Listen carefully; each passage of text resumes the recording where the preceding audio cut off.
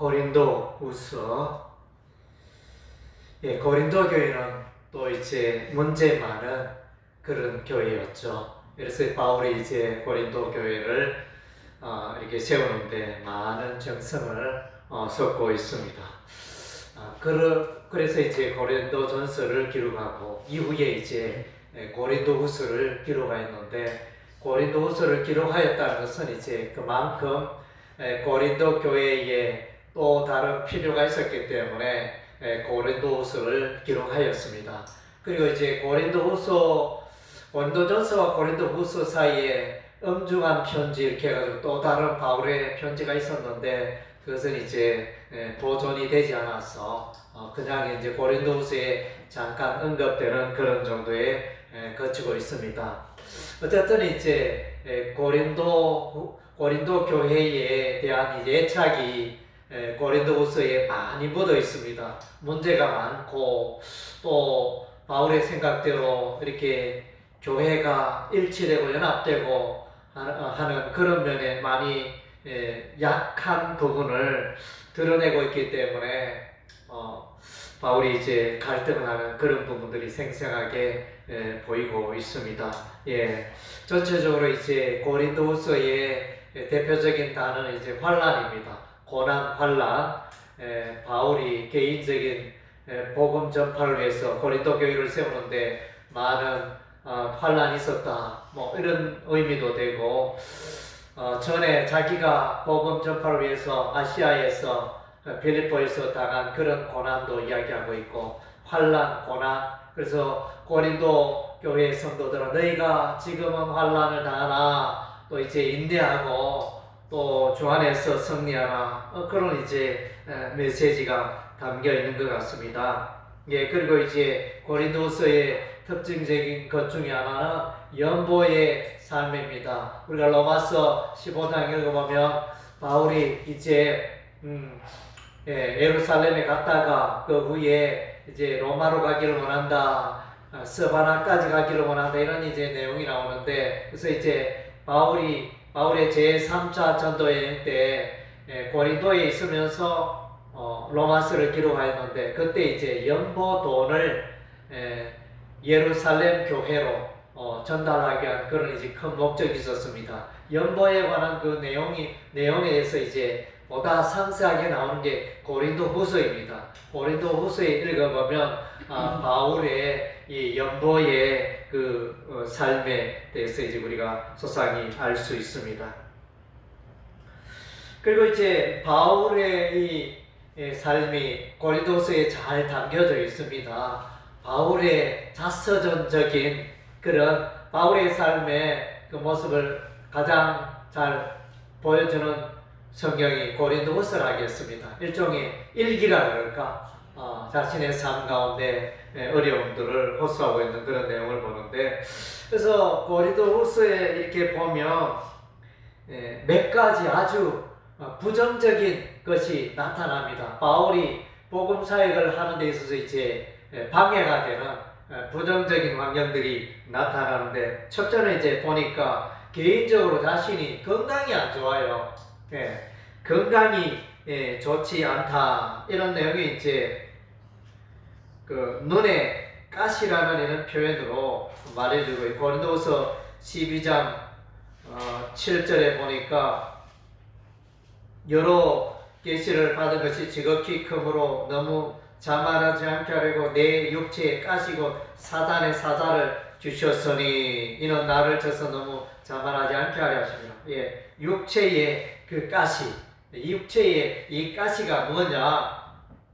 사단의 사자라 이렇게 표현했는데, 그만큼 바울은 교회를 위하여, 주를 위하여, 복음을 위하여 열심히 살고 싶은데 이 육체적인 건강이 안 따라주므로 이렇게 어려움을 겪었다네. 그래서 이것이 뭐냐? 이렇게 여러 가지 추측하지만 신학자들은 아마 눈에 안질이 있어서 눈이 좋지 않아서 이렇게 사역에 많은 어려움이 있었을 것이다, 이렇게 봅니다. 그래서 이제 건강이 안 좋지 않으면 우리가 여러 가지 의욕이 있어도 계획이 있어도 잘 하지 못하는 게 통상적이지 않습니까? 그래서 이제 건강할 때 우리가 주의 사역을 더 힘있게 감당해야 하겠습니다. 예. 그래서 자신의 이 건강의 문제. 그 다음째 또 하나는 이제 여기에 고린도서에 잘 나타나는 사람들이 비난을 해요.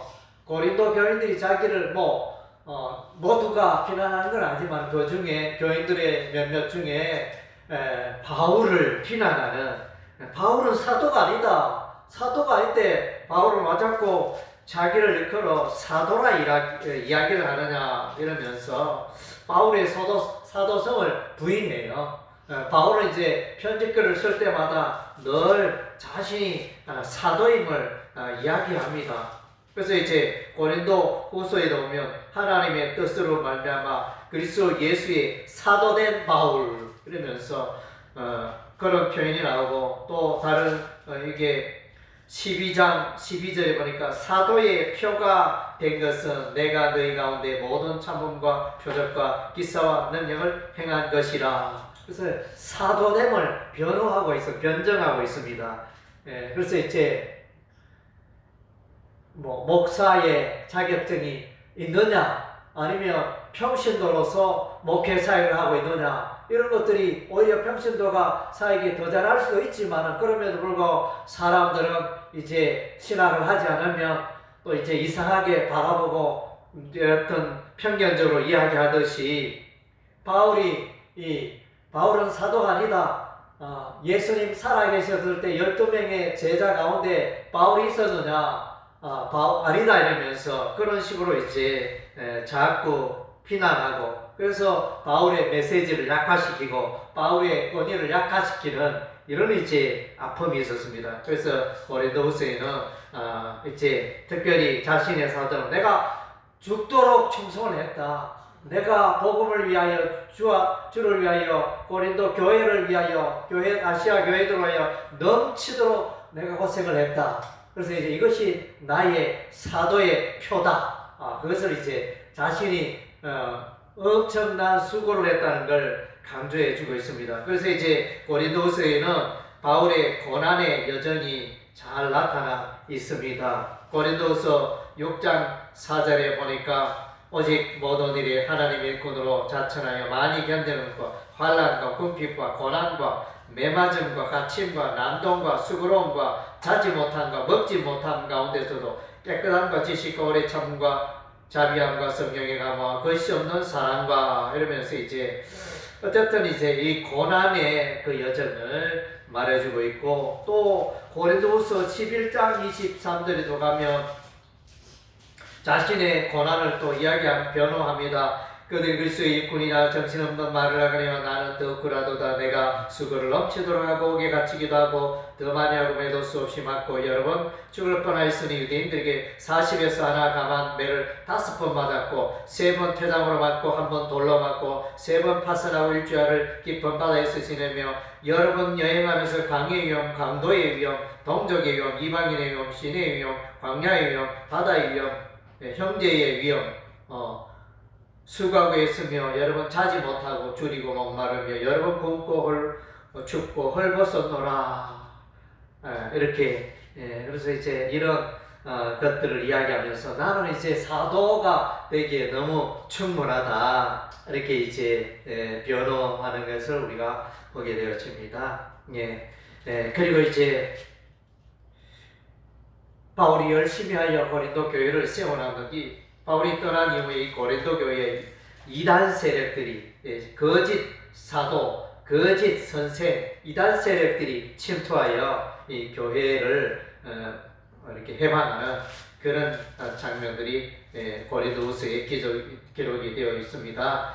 고린도후서 4장 4절에 보니까 그 중에 이 세상의 신이 믿지 아니하는 자들의 마음을 혼미하게 하여 그리스도의 영광의 복음의 광채가 비치지 못하게 하미니 그리스도는 하나님의 형상이라. 바울은 이제 오직 주 예수를 믿음으로 우리가 구원을 얻는다. 십자가의 도를 믿는 자는 누구든지 다 구원을 받는다 이러는데, 율법주의자들이 일어나서 이제 모세의 할례를 받아야 너희가 구원받는다. 믿어도 그 헛것이다. 이런 식으로 율법을 또 강조하고자 하는 이런 이제 세력들도 일어나고 일종의 이단 세력들에 의해서 하나님의 이 복음을 가로막고 복음을 그릇되게 해석하고 복음을 바로 가르치지 않는 이런 세력이 일어났다는 것입니다. 예. 그리고 이제 고린도후서 11장 4절에 보니까 바울이 이제 이런 것에 대해서 이렇게 표현합니다. 예. 다른 예수, 다른 영, 다른 복음 이걸 말해주고 있습니다. 만일 누가 가서 우리가 전파하지 아니한 다른 예수를 전파하거나 혹은 너희가 받지 아니한 다른 영을 받게 하거나 혹은 너희가 받지 않은 다른 복음을 받게 할 때 너희가 잘 용납하는구나. 고린도 교회에 바울이 말하는 그 복음의 교훈을 따르지 않고 다른 예수, 다른 영, 다른 복음을 가르치는 이런 이제 이단 세력들이 일어났음을 말씀해 주고 있습니다. 그래서 이제 이러한 자들에 대해서 고린도후서 11장 13절에서 15절에 보니까 이들을 거짓 사도라 또 이들을 광명의 천사로 가장한 자들이고 사탄의 일꾼이라. 사탄의 일꾼이라는 표현이 흔하지 않는데 여기 지금 나타납니다. 그래서 그런 사람들은 거짓 사도요 속이는 일꾼이니 자기를 그리스도의 사도로 가장하는 자들이나 이것은 이상한 일이 아니니라. 사단도 자기를 광명의 천사로 가장하니 그러므로 사단의 일꾼도 자기를 의의 일꾼으로 가장하는 것이 또한 대단한 일이 아니라 그들의 마지막은 그 행위대로 되리라. 이런 이제 이단 세력 이런 것들이 고린도 교회를 흔들고 있었다. 그리고 이제 바울은 이제 교회를 위하여 또 염려를 했습니다. 그래서 고린도후서 2장 4절에 보니까 내가 마음에 큰 눌림과 걱정이 있어 많은 눈물로 너희에게서 내면 너희로 근심하게 하려 한 것이 아니오 오직 내가 너희를 향하는 넘치는 사랑이 있음을 너희로. 그래서 바울의 고린도 교회를 향한 넘치는 사랑과 염려 그래서 특별히 세 번이나 고린도후서 12장 14절에 보니까 보라 내가 이제 세 번째 너희에게 가기를 준비하였으나. 그래서 이제 바울은 고린도 교회를 여러 번 방문하였고 또 이 고린도 교회를 세우기 위하여 디도를 보내고 디도편으로 고린도후서 서신서를 디도편으로 보내고 또 디도에게서 고린도 교회의 소식을 듣기를 원했고 또 나중에 디모데를 또한 파송하여 고린도를 세우고자 하는 이런 이제 배경들이 잘 나타나 있습니다. 이런 이제 배경, 건강의 어려움, 사람 교회의 비난, 이단 세력, 그래서 이제 여러 안팎으로 바울의 이 사역에 장애물이 되는 그런 것이 있었지만 바울은 이제 결코 포기하지 않습니다. 전진하고 있습니다. 그 승리의 비결이 뭔가 보면 이제 첫째는 이제 성령이라 할 수 있습니다. 성령의 고린도서에는 바울 자신의 개인 간증을 말하지만 성령에 대해서 많이 또 기록을 하고 있습니다.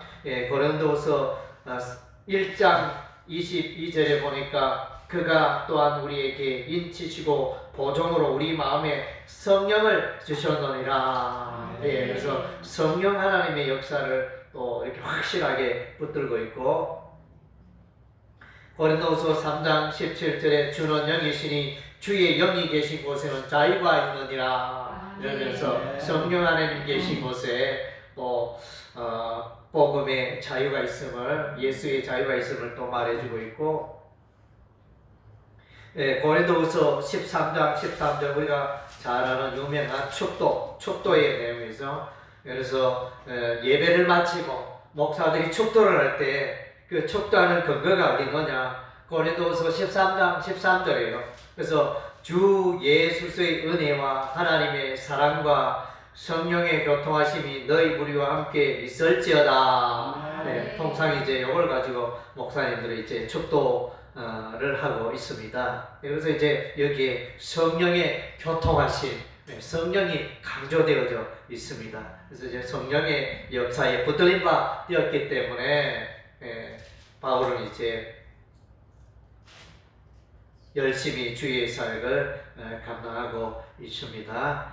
그리고 이제 바울은 개인적으로 직분에 대한 넘치는 확신이 있었습니다. 내게 주어진 이 직분 너무너무 귀하다. 특별히 바울이 직분을 받을 때 다메섹으로 가는 그 길에서 부활하신 예수님이 금빛 가운데 나타나서 사울아 사울아 내가 어찌하여 나를 박해하느냐. 그리고 나서는 이제 내가 너를 이방인들이고 보낸다. 그래서 우리 예수님이 직접 부탁을 하셨잖아요.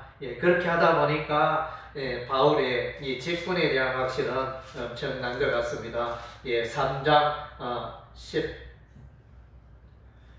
3장 6절에 보니까 그가 또한 우리를 새 언약의 일꾼 되기에 만족하게 하셨으니 새 언약의 일꾼으로 자신을 세웠다. 이런 이제 확신이 있고 9절에 보니까 정죄의 직분도 영광이 있은즉 의의 직분은 영광이 더 넘치리라. 그래서 이제 정죄의 직분은 율법의 근간 여러 제사장이라든가 여러 직분들 그러나 이제 여기서 이제 의의 직분은 예수 안에서 복음 안에서 사역하는 그 복음의 일꾼 의의 직분이라 이렇게 말해주고 있습니다. 그래서 의의 직분은 예수를 위하여 살아가고 예수를 드러내고 살아가는 그런 이제 영화로운 직분임을 말씀해주고 있습니다. 그리고 4장 1절에 보니까 또 직분 또 나오죠.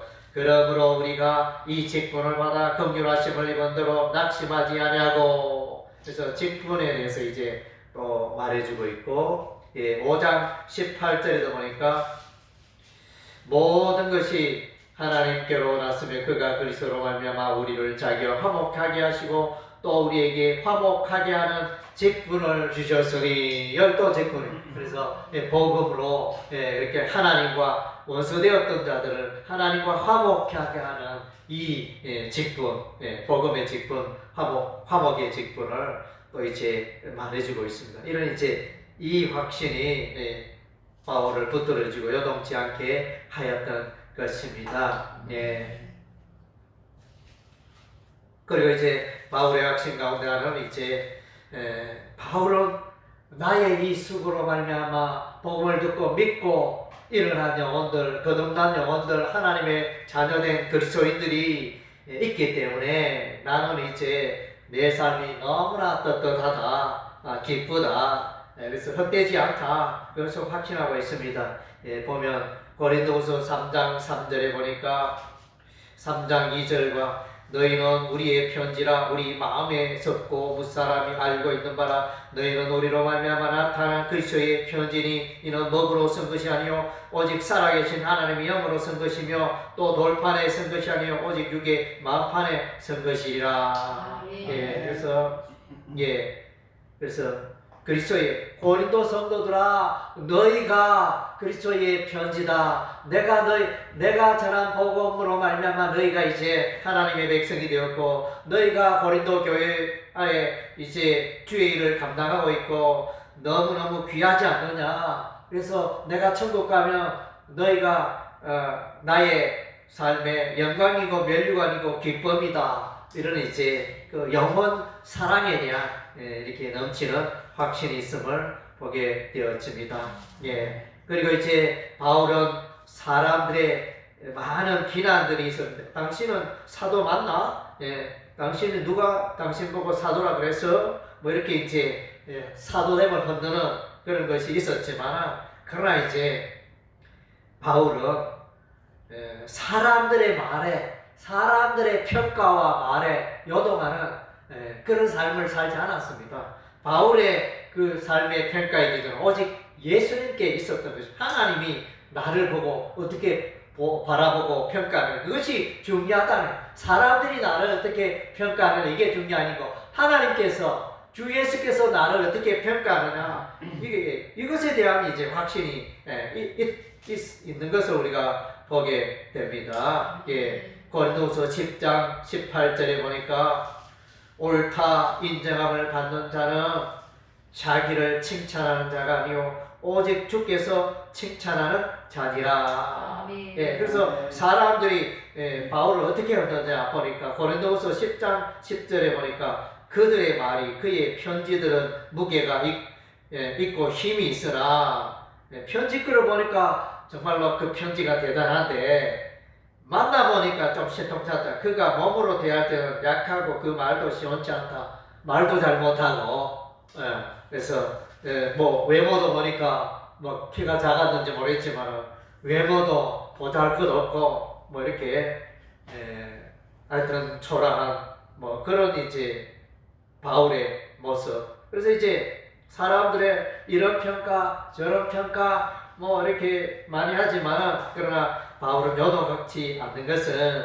이렇게 하나님 앞에서 살아가기 때문에 주께서 나를 인정하시는 그게 평가하는 게 중요하다는 걸 강조해주고 있습니다. 그래서 이제 10장 12절을 보니까 우리는 자기를 칭찬하는 어떤 자와 더불어 감히 짜가며 비교할 수 없느라 그러나 그들이 자기로서 자기를 헤아리고 자기로서 자기를 비교하니 지혜가 없도다. 그래서 자신의 평가나 다른 사람의 평가 이게 중요한 거.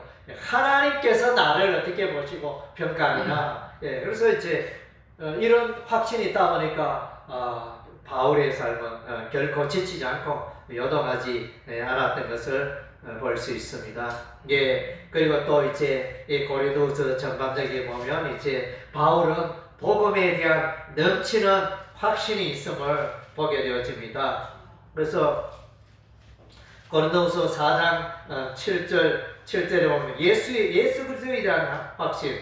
고린도서 4장 7절 우리가 이 보배를 질그릇에 가졌으니 시임이 큰 덕은 하나님께 있고 우리에게 있지 않냐만 알게 하라. 이 보배가 예수 그리스도거든요. 이 질그릇에 이 내 몸에 흙으로 빚어받은 내 몸에 예수가 들어가 계시니 존귀하신 예수님이 계시니 정말로 놀랍다. 예수 그리스도에 대한 넘치는 확신이 있고 또 고린도서 5장 14절 고린도서 5장 14절 15절 그리스도의 사랑이 우리를 간권하시노더라. 우리가 생각한 한 사람이 모든 사람을 대신하여 죽으셨는즉 모든 사람이 죽은 것이라 그가 모든 사람을 대신하여 죽으시면 살아있는 자들로 하여금 다시는 그들 자신을 위하여 살지 않고 오직 그들을 대신하여 죽었다가 다시 살아나신 이를 살게 하려 하심이라. 그래서 예수 그리스도 십자가의 복음 거기에 사로잡힌 바 되었기 때문에 복음의 귀함, 예수의 귀함을 확신하고 있었기 때문에 그의 삶은 요동하지 않았습니다. 그리고 이제 바울은 신령한 세계를 경험했습니다. 체험했습니다. 땅에 속한 사람이 아니고 그는 땅에 있지만은 하늘의 시민권을 가졌고 하늘에 속한 자였습니다. 그래서 이제 보면 12장 1절과 2절, 3절에 제가 읽어보면 무익하나마 내가 부덕불 자랑하노니 주의 왕상과 계시를 말하리라. 내가 그리스도 안에 있는 한 사람을 아노니 그는 14년 전에 셋째 아들이 끌려간 자라. 그가 몸 안에 있었는지 몸 밖에 있었는지 나는 모르거니와 하나님은 아시오. 내가 이런 사람을 아노니 그가 몸 안에 있었는지 몸 밖에 있었는지 나는 모르거니와 하나님은 아시느니라. 그가 낙원으로 이끌려가서 말로 표현할 수 없는 말을 들었으니 사람이 가 이르지 못할 말이로다. 이렇게 하늘의 신령한 은혜를 체험한. 이러니까 놀랍잖아요. 예를 들면 보통 죽었다가 다시 살아났다 이렇게 간증하는 사람, 거의 죽었는데 하나님의 은혜로 다시 살았다. 이런 사람들은 그 예수와 하나님 나라에 대해서 이제 올인한다거나 정말로 다른 세계를 알고 체험했기 때문에 이 땅의 모든 것을 다 무시하고 오직 예수만을 복음만을 우리가 이 땅이 전부인가로 생각하지만 다른 세계가 있다. 다른 세계를 자기가 체험했으니까 그래서 확신 있게 간증하겠죠. 그래서 바울이는 이 땅에는 어려움 당하나 그 신령한 은혜, 신령한 하늘의 그 체험을 했기 때문에 땅의 일에 요동하지 않는 거예요. 또 그와 또 일맥상통하는 내용이지만은 고린도후서 4장 17절, 18절 바울은 이제 영원한 세계를 바라보았다는 것입니다. 17절에 우리가 고린도후서 4장 17절 우리가 잠시 받는 환난에 경한 것이 지극히 크고 영원한 영광에 중한 것을 우리에게 이루게 하며 우리가 주목하는 것은 보이는 것이 아니요 보이지 않는 것이니 보이는 것은 잠깐이요 보이지 않는 것은 영원함이라. 그래서 보이지 않는 영원한 세계 하나님의 나라 지금은 아직은 나타나지 않고 눈에 보이지 않지만은 실제하는 천국 영원한 그 세계 영원한 세계의 그 영광과 즐거움 그것을 바라보고 있었기 때문에 이 땅에 잠시 고난 받는 거 이렇게 거기에 요동하지 않았다는 것입니다. 그래서 예를 들면 뭐 이렇게 우리가 잠시 뭐 일주일만 있으면 내가 이제 엄청나게 놀라운 일을 경험한다 이런 어떤 기대감이 있다면 현재 요 일주일간의 어떤 환난과 어려움을 견딜 수 있겠죠. 일주일 위에 놀라운 새로운 세계가 펼쳐지니까 뭐 넉넉히 그러니까 소망의 삶이죠. 영원한 나라 영원한 세계에 대한 소망이 있는 자는 이 땅에 어떤 형편이 있더라도 요동하지 않고 기쁘게 살아갈 수 있는 것입니다. 할렐루야. 그래서 이제 이런 바울의 감정들을 여러분 이제 또 여러 돌아보시고 복음의 일꾼 또 사도 바울은 이런 삶을 살았구나. 그래서 이제 나도 하나님 나라의 복음 그리스도의 일꾼이 되어서 또 이제 고난도 기쁘게 감당하고 또 복음을 위하여 주 예수를 위하여 성령 안에서 내가 힘있게 살아가야지 이렇게 결심하는 여러분의 삶이 되시기를 바랍니다.